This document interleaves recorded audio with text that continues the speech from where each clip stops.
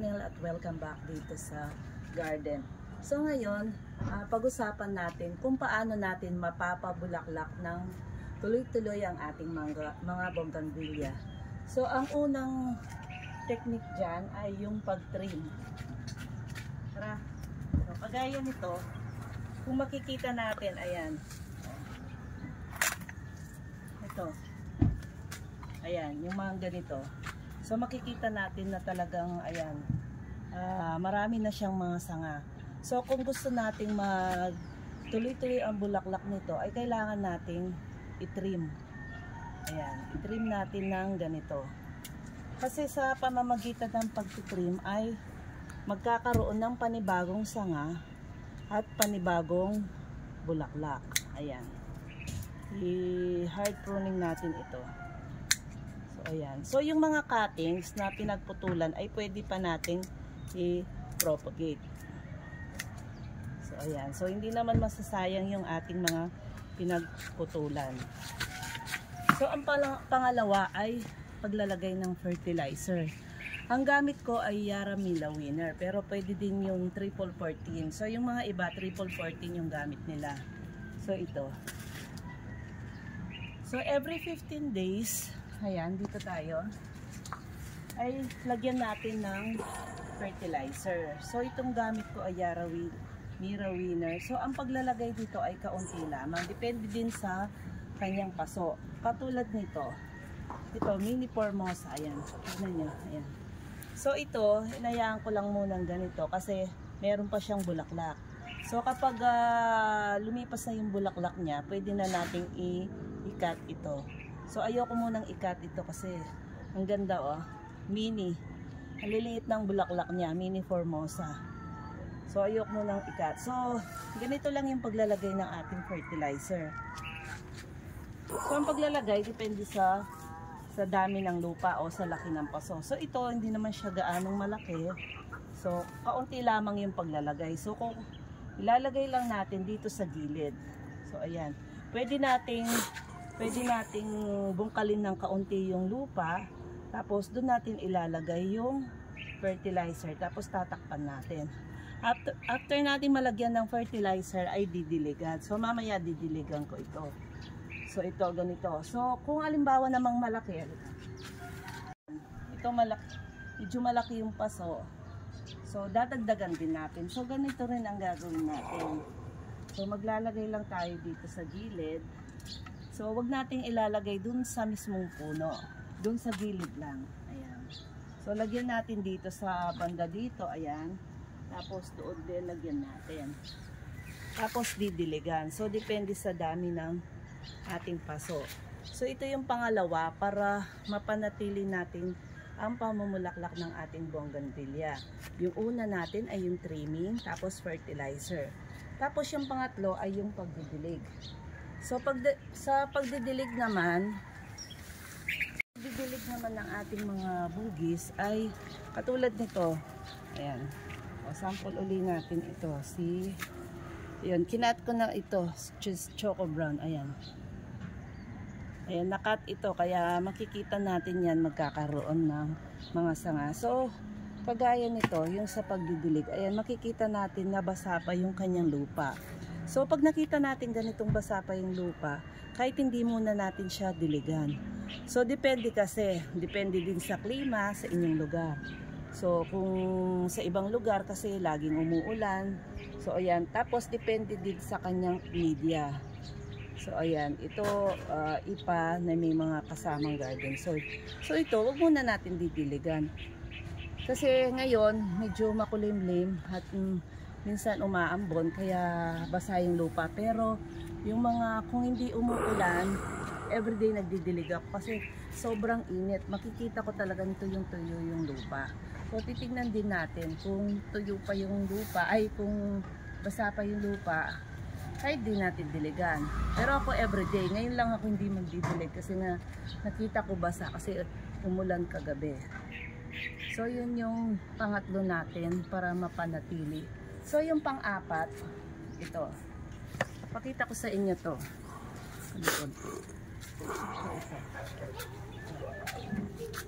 So tignan nyo to. Tignan nyo. Ito yung mahara pink. So makikita ninyo, ayan oh. Yung kanyang flowers ay ito yung tuyo, pero hindi pa sila nalalaglag. So mayroong mga variety na mga bougainvillea na kahit matagal na nandito pa sa kanyang ano ay hindi nalalaglag. Meron naman ibang variety na kusa silang nalalaglag. So kung ganito, makita natin na ganito kasi syempre hindi na kagandahan dahil ayan tuyo yung ano.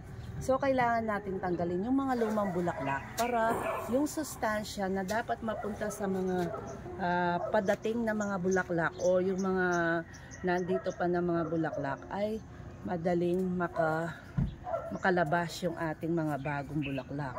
So ito dahil hindi naman kusang nalalaglag, kailangan natin na tanggalin ng ayan, guntingin or ayan, ito madali lang naman pero itong mga mahara ay matagal sila bago malaglag. Ito matagal na to oh, ayan, pero hindi pa sila nalalaglag. So ayan, para mapanatili natin na magkaroon ng bulaklak yung ating bugis yan. Tanggalin din natin yung mga lumang bulaklak para makausbong yung mga panibago nilang mga flowers. So meron pa akong isang sample, itong sakura.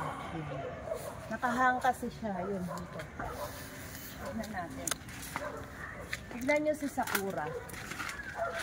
Ayan, may mga bago na siyang bulaklak. Ito, yung mga bagong bulaklak. Pero yung mga luma nandito pa. So, hindi ko pa sila natatanggalan.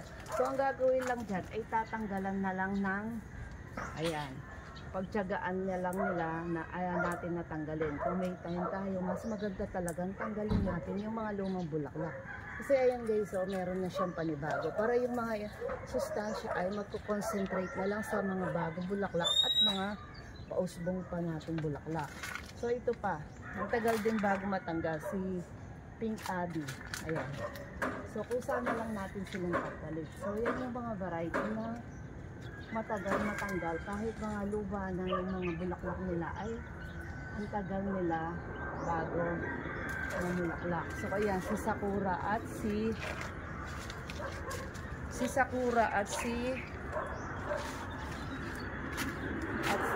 Pink Abby. So ayan. Tatanggalin yung mga luma ng flowers.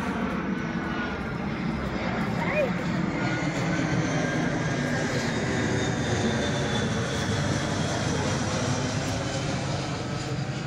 Malapit kasi kami sa Clark. Kaya ayan, kumakita yung airplane. So yun na, yung explain ko. Pero mga variety na matagal matanggal. Yung mga lumang flowers sila. So tatanggalin na lang natin para sa mga bagong pausbong. So yung isa pa natin na kailangan o para mapanatili natin ang pamamulaklak ng ating mga bougainvillea ay yung media. So ito, yung media natin dito ay garden soil at ipa. So itong mga ganitong mga kung tag-araw yan, okay lang. Pero yung mga makikita nating mga malalaking bugis, mga bougainvillea sa online na talagang mga grafted, ang ginagamit nila ito. Kitap sa inyo. Ito mga nilagyan ko. Ayan. Yung gamit nila ito, yung ang tawag dito, pinagsilindrahan sa ang tawag yung buhangin. Ayan, nakikita nyo, ayan. So ito kasi madaling madrain yung tubig. Kahit tag-ulan ay pwedeng gamitin. So yung mga malalaking mga grafted, ito yung gamit nila. Kasi nga wala silang nakalagay lang sa labas.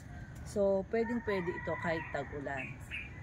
So ayan, mapapanatili pa rin nila. O dito yung sa akin wala pa silang bubong kahit na ayan, yung mga iba kasi nilagyan kong ganito.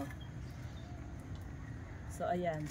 So ayan lang guys. So recap lang natin yung ating, ayan, tignan natin yung mga grafted kong yan. So dito tayo uli.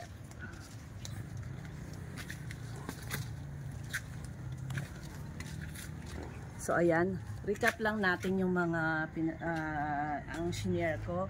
So yung una, yung pagtitrim ng ating mga bougainvillea. So ito yung mga kailangan natin para mapanatili natin mabulaklak yung ating mga bougainvillea.